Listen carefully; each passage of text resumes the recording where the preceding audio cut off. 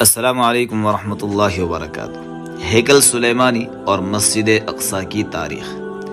تقریباً 1000 قبل مسیح میں حضرت داؤد علیہ السلام نے یروشلم کو دارالخلافہ بنایا تھا، بلکہ کہا جاتا ہے کہ اس کا نام یروشلم بھی انہوں نے ہی رکھا تھا۔ ان کی وفات 971 قبل مسیح میں ہوئی۔ ان کے وارث حضرت سلیمان علیہ السلام ہوئے اور ان کی وفات 931 قبل مسیح میں ہوئی۔ حضرت سلیمان علیہ السلام نے 960 قبل مسیح میں ایک عبادت گاہ بنائی تھی جسے یہودی ہیکل سلیمان کا نام دیتے ہیں۔ ہماری روایتوں میں اسے مسجد اقصی کہا جاتا ہے۔ صحیح بخاری میں ہے کہ آپ علیہ السلام نے فرمایا، سب سے پہلی مسجد جو تعمیر ہوئی مسجد حرام ہے، دوسری مسجد جو تعمیر ہوئی مسجد اقصی ہے۔ قرآن مجید نے واضح طور پر مسجد اقصی بیت المقدس ہی کو کہا ہے۔ حضرت سلیمان علیہ السلام کے بعد ان کی سلطنت 2 حصوں میں تقسیم ہو گئی، شمالی ریاست سامریہ اور جنوبی ریاست یہودیہ۔ یہودی اس تقسیم کا الزام حضرت سلیمان علیہ السلام کو دیتے ہیں، معاذ اللہ۔ ان کے نزدیک یہ حضرت سلیمان علیہ السلام کے گناہوں کی سزا تھی کہ انہوں نے غیر اسرائیلی عورتوں سے شادی کی اور ان عورتوں نے حضرت سلیمان علیہ السلام کو بت پرستی پر لگا دیا۔ اس پر اللہ کی طرف سے یہ سزا دی گئی کہ ان کی وفات کے بعد یہ سلطنت تقسیم ہو گئی، حالانکہ یہ یہودیوں کے اپنے کرتوتوں کی سزا تھی۔ خیر، یہ یہودی سلطنتیں آپس میں لڑتی رہتی تھی، لہٰذا کمزور ہو گئی۔ 586 قبل مسیح میں بابل کے حکمران بخت نصر نے یروشلم کو فتح کر کے شہر کو تباہ اور برباد کر دیا، ہیکل کو گرا دیا اور ہزاروں یہودیوں کو قیدی بنا کر اپنے ساتھ بابل یعنی عراق لے گیا۔ 539 قبل مسیح میں ایران کے بادشاہ خسرو یعنی ذوالقرنین نے بابل کو فتح کیا اور یہودیوں کو واپس یروشلم بھیجا۔ ہیکل کی دوبارہ تعمیر 516 قبل مسیح میں ہوئی اور یہ 70 عیسوی تک قائم رہا۔ ذوالقرنین یعنی سائرس دا گریٹ کے زمانے میں ہی اس کی دوسری تعمیر شروع ہو چکی تھی، جو دارا اول کے دور میں مکمل ہوئی۔ کہا جاتا ہے کہ دوسری تعمیر کی بنیادیں وہی تھی جو حضرت سلیمان علیہ السلام کے دور کی تھی۔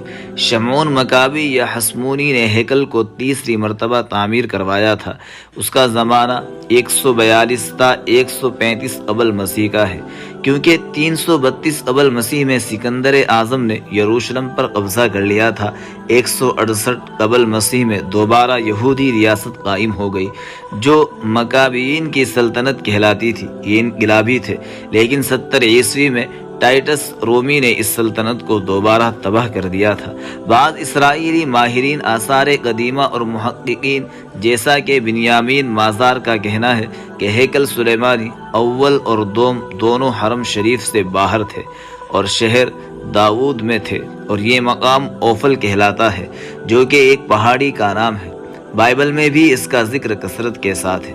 ان کے بقول شمعون حسمونی نے ہیکل سلیمانی کو مقام اوفل سے ہٹا کر حرم شریف میں تعمیر کروا دیا تھا۔ اس کے بعد ہیرویس اعظم رومیوں کا باج گزار ایک یہودی حکمران تھا جس کا زمانہ 72 سے 4 قبل مسیح کا ہے۔